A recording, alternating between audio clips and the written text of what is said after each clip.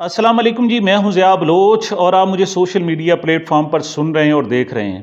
सामीन, वज़ीर आज़म पाकिस्तान मियाँ शहबाज शरीफ साहब ने और एक इंतहाई सीनियर वफाकी वज़ीर प्रोफेसर एहसन इकबाल साहब ने दो बयानात दिए हैं जो हुकूमत के गले पड़ गए हैं। ये क्या बयानात हैं, इनके क्या नताइज बरामद हुए हैं और हुक्मरानों पर यह कैफियत क्यों तारी है कि वो अच्छा काम करने की भी कोशिश करते हैं तो उनके खिलाफ चला जाता है, इसकी डिटेल मैंने आज आपको बतानी है। सबसे पहले वज़ीर आज़म साहब के बयान से शुरू करते हैं। वज़ीर आज़म शहबाज शरीफ साहब ने गुज़श्ता रोज़ एक ट्वीट किया, अंग्रेज़ी में उन्होंने ट्वीट किया है और वो इतनी गाढ़ी अंग्रेज़ी है, इतनी खूबसूरत और मतलब गहरे अल्फाज उसमें इस्तेमाल किए गए हैं कि तकरीबन पाकिस्तान के तमाम लोगों की ये मुतफ़िक़ा राय है कि ये ट्वीट मियाँ शहबाज शरीफ साहब से मंसूब तो है लेकिन ये उनका नहीं है, उनको किसी ने लिख कर दिया है और उन्होंने आगे ट्वीट कर दिया है। उस ट्वीट में मुश्किल और गहरे अल्फाज हैं, लेकिन मैं आपको दोनों बयानात जो है इंतहाई सादा तरीके से और सादा तरीन अल्फाज में बयान कर देता हूँ। जी, मियाँ शहबाज शरीफ साहब ने कहा है जी कि इमरान खान, उनका शुरू जो हो रहा है ट्वीट वो भी इमरान खान से शुरू हो रहा है। वो लिखते हैं जनाब के इमरान खान पाक फौज के army chief general Asim Munir के खिलाफ एक घटिया और बिल्कुल गलत बेबुनियाद मुहिम शुरू किए हुए हैं और वो कहते हैं कि इस मुहिम के नतीजे में आर्मी चीफ पर कातलाना हमला भी हो सकता है। वो कहते हैं जी हम ऐसे तमाम अनासर के खिलाफ जनाब उनको बता देना चाहते हैं कि उनको कुचल देंगे, उनको तबाह कर देंगे और कहा है कि तमाम सियासी पार्टीज़ और आवाम अपने आर्मी चीफ के बिहाइंड पीछे खड़ी हुई है और उनको कोई गजंद नहीं पहुंचने देगी। बज़ाहिर तो बड़ा अहम बयान है इमरान खान के खिलाफ, जनाब के इमरान खान को रगड़ दिया और जवाब भी पैदा हो गया कि सोशल मीडिया पर उनके खिलाफ कार्रवाई की जाए या सोशल मीडिया एक्टिविस्ट जो हैं वो उनके खिलाफ कार्रवाई की जाए। लेकिन इस पर बहुत सारे सवाल भी पैदा हो गए और इसको इंटरनेशनल मीडिया ने किसी और अंदाज में लिया है। सवाल ये पैदा हो गए कि इमरान खान का तो हमारे मेन स्ट्रीम मीडिया पे कोई गुंजाइश ही नहीं है, वहाँ वजूद ही नहीं है। वो ना उनका बयान आ सकता है, ना उनका कोई ट्वीट आ सकता है, ना उनकी तस्वीर आ सकती है, ना उनका नाम लिया जा सकता है। तो ऐसे में इमरान खान कहाँ मुहिम चला रहे हैं और आप जो बयान दे रहे हैं वो मेन स्ट्रीम मीडिया को दे रहे हैं, तो ये क्या सूरत हाल है। दूसरी बात, आपने ये जवाब तो पैदा कर लिया कि जनाब इस पर क्या होगा कि पीटीआई के खिलाफ एक क्रैकडाउन शुरू हो जाएगा और उनके लोग गिरफ्तार हो जाएंगे, पाकिस्तान में या पाकिस्तान से बाहर जो लोग मौजूद हैं उनको गिरफ्तार कर लिया जाएगा।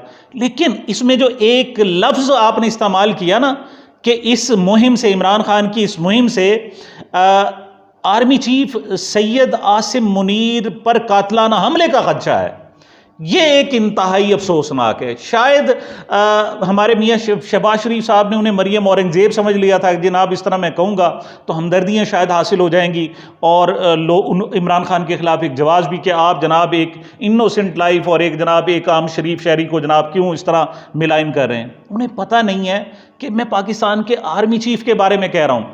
आर्मी चीफ पाकिस्तान की शान है, पाकिस्तान की आन है, वो हमारे मुहाफिज हैं सबसे बड़े।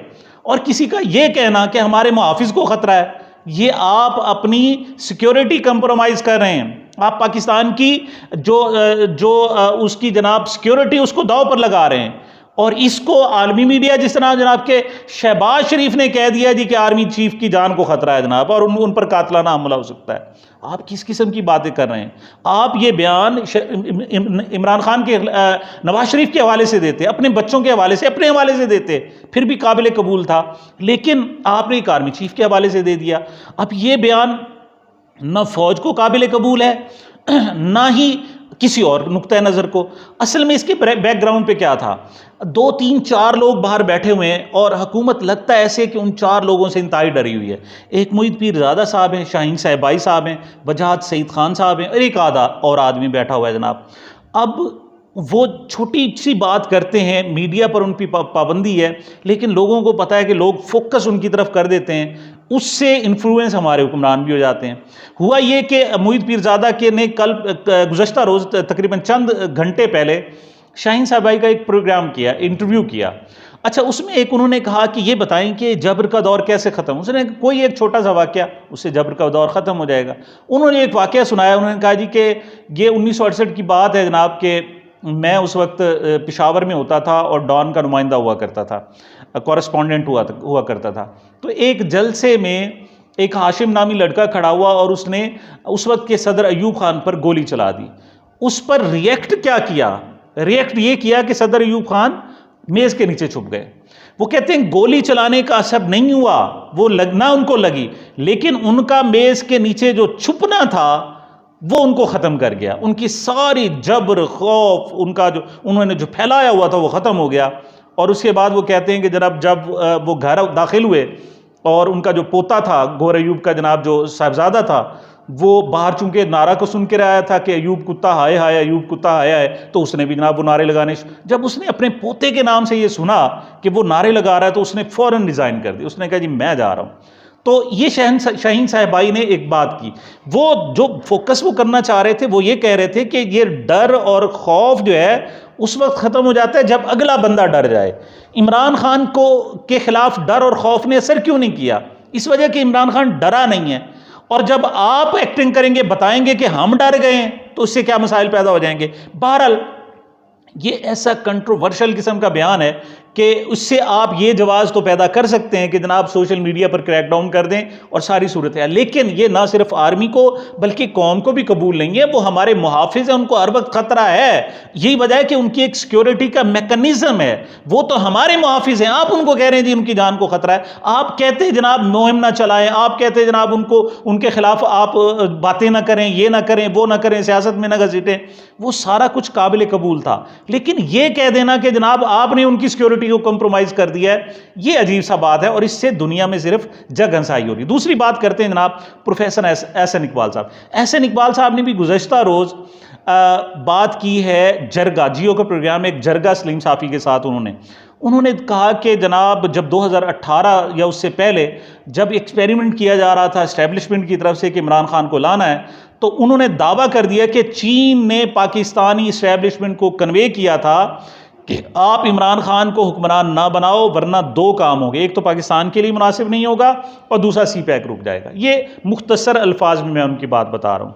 अब ये भी बुनियादी तौर पर तो मिलान करना था इमरान खान को या पुरानी इस्टेब्लिशमेंट को, लेकिन आप कह किसके बारे में रहे हैं? चीन के बारे में कह रहे हैं। और वो कह रहे हैं जी कि वो पाकिस्तान में अपनी पसंद से हुकूमतें लाता है और कहता है इस्टेब्लिशमेंट को फ़लाँ को लाओ, फ़लाँ को ना लाओ। अभी चीन तो किसी सूरत ये कबूल नहीं करेगा। इस पर जनाब फ़ौरन ही चीन के कम अज़ कम 2 से 3 आला ओहदेदारों ने इसकी तरदीद की। उन्होंने कहा जी देखें प्रोफेसर साहब, हमारा काम किसी को बताना नहीं होता कि आप फ़लाँ को हुकूमत में लाएं और फ़लाँ को ना लाएं। हम क्यों कहें कि आप इस्टेब्लिशमेंट को कि फ़लाँ को लाओ या फ़लाँ को ना लाओ? हम सियासी मुदाखलत बिल्कुल नहीं करते, ये पाकिस्तान का अंदरूनी मामला है। और दूसरा उन्होंने कहा जी हमने बिल्कुल नहीं कहा था, इस्टेब्लिशमेंट से कोई बात नहीं की थी। और दूसरा जहाँ तक भी बात बनती तो जनाब काफ़ी हद तक चलने ठीक था, गुजारा था। लेकिन उन्होंने ये कहा कि ये जो आप तासुर दे रहे हैं कि इमरान खान के दौर में CPEC कंप्रोमाइज़ हुआ है और उसकी जनाब रफ्तार कम हुई, ये बिल्कुल गलत बात है। उन्होंने कहा जी उसकी वजह हम थे, क्योंकि कोविड था और चाइना बंद था, उस वजह से हुआ है। लेकिन उसके बावजूद इमरान खान के दौर में पंजाब में 6 प्रोजेक्ट थे और 6 के 6 मुकम्मल हुए हैं, तो रुका ही नहीं है काम, रुका ही नहीं है। तो ये एक शटअप कॉल थी। क्यों? उससे पहले हुकूमत ने एक बयानिया बनाया हुआ था कि इमरान खान के आने से CPEC रुक गया, और अगर खुदा न खास्ता अब दोबारा इमरान खान आ गए तो फिर CPEC बिल्कुल ही ख़त्म हो जाएगा। मैं कहता हूं कि इस एक बयान से ना सिर्फ वो जो इस्टेब्लिशमेंट पर और चीन पर इल्ज़ाम था वो ख़त्म हो गया, नंबर 2 उस जो नया बयानिया इन्होंने गढ़ा था उसमें से भी ठूस हो गया और पंक्चर होकर सारी की सारी हवा निकल गई कि इमरान खान के आने से CPEC। बल्कि उन्होंने अप्रिशिएट किया, उन्होंने कहा जी हुकूमतों से हमें कोई फ़र्क नहीं पड़ता, हमारी कमिटमेंट पाकिस्तान के साथ है और हम किसी को ले जाने के लिए बिल्कुल नहीं कहते। तो ये जो ऑब्जेक्ट इमरान खान नहीं के बारे में चीन को तहफ़्फ़ुज़ात है और वो नहीं चाहते, एकदम में इस नैरेटिव ख़त्म करके रख दिया। ये दोनों के दोनों बयानात ऐसे हुकूमत पाकिस्तान के गले पड़े हैं कि अब वो समझ नहीं आ रही कि वो क्या करें, किस अंदाज में चलें। उसकी वजह क्या है? उसकी वजह यह है कि जूं 12 अगस्त सामने आ रहा है तो हुक्मरानों के औसान ख़ता हो रहे हैं। उन्हें पता है कि अब क्या होगा हमारे साथ, किस किस्म की सूरत हाल होगी हमारी इस तरह, क्योंकि हमने जबर, धौंस, धांधली, मुकदमात, डर और खौफ फैलाकर हुकूमत इस वक्त कायम कर रखी है। जो नया केयर टेकर, अगर मोहसिन नकवी साहब जैसा हुआ तो फिर तो बहुत अच्छी बात है, मोहसिन बेग साहब को ले आए, किसी और को ले आए। तो अब वो ऐसा नहीं हो रहा। अब कह रहे हैं जनाब जो IMF कह रही है कि आप हफीज़ शेख को ले आएँ। दूसरी तरफ जनाब वो कहते हैं मुस्लिम लीग नून और पीपल्स पार्टी कह रहे हैं इससे बेहतर है तो फैसल बौडा को ले आओ। तो अब ये दो नाम चल रहे हैं। हफीज़ शेख के बारे में कहा जा रहा है कि वो जनाब केयर टेकर जनाब यहाँ प्राइम मिनिस्टर हो सकते हैं, लेकिन उनके होते हुए ना इस तरह गिरफ्तारियाँ होंगी, ना इस तरह खौफ और राज फैलाया जाएगा, ना इस तरह की सूरत हाल अगर होती है तो उससे इस्टेब्लिशमेंट फिर बदनाम होगी। तो ये जो जो वक्त ख़त्म हो रहा है, इस किस्म के ढकोसले इस्तेमाल किए जा रहे हैं जो उल्टा गले पड़ रहे हैं। उसका नतीजा एक ये निकला है जनाब कि एहसन इकबाल साहब ने तो फौरी तौर पर अपना वो बयान वापस ले लिया, जिनका जब सख्त रद्द अमल आया तो उन्होंने वापस ले लिया। लेकिन इस वक्त जो वज़ीर आज़म शहबाज शरीफ साहब हैं उन्होंने अभी तक अपना बयान नहीं लिया, लेकिन कम से कम वो पार्ट उन्हें कम से कम शायद वापस लेना पड़े कि जिसमें उन्होंने कहा जी हमारे आर्मी चीफ की जान को खतरा है, उस पर कातलाना हमला हो सकता है। तो ये अब तक की सूरत हाल है कि अब समझ नहीं आ रही कि हम हुकूमत को कैसे संभालें, और हम इस कदर जुल्म कर चुके हैं, लोगों पर इस तरह ज़्यादतियाँ कर चुके हैं, इतने मुकदमात कर चुके हैं, हज़ारों लोगों को जेलों में बंद कर चुके हैं। अब ये 12 अगस्त होगा तो हमारा बनेगा क्या? ये अब तक की सूरत हाल है जनाब। सामीन, मुझे मेरे चैनल को अपनी मोहब्बतों और दुआओं में याद रखिएगा। मिलते हैं एक वक्फे के बाद।